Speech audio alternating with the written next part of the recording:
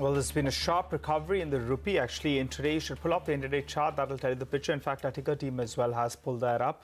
So the intraday chart of the rupee comes up for you on the screen. But otherwise, we're going to be focusing on a lot of numbers. First up, Kotak Mahindra Bank. That's the big number that'll be coming out today. Abhishek's with us. Abhishek, tell us what do we expect there?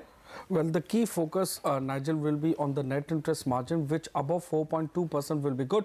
Last quarter, it was at 4.2%. The loan growth should remain about 20%. Over the last 5 quarters, the loan growth has been north of 20%.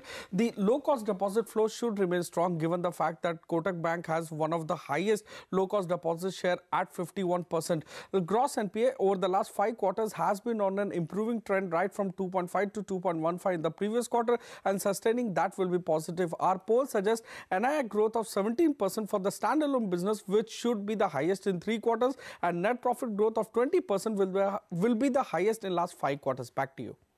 Okay, thank you for that. What about L&T Finance? What should we expect from that? Well, the key focus, Rima, over there will be what is the recognition done to the IL&FS exposure.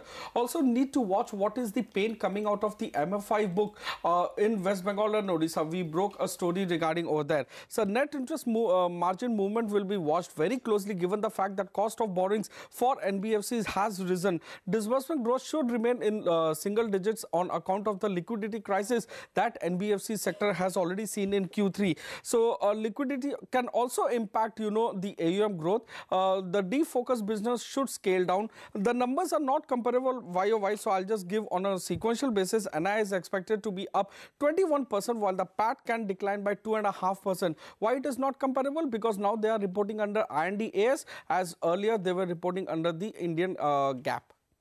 Okay, and the sooner L&T Finance holding turns around, the better it is for the conglomerate Larsen & Toubro, because that's the reason why they couldn't go ahead with the buyback as well on account of concerns over here and the debt, etc., and the assets.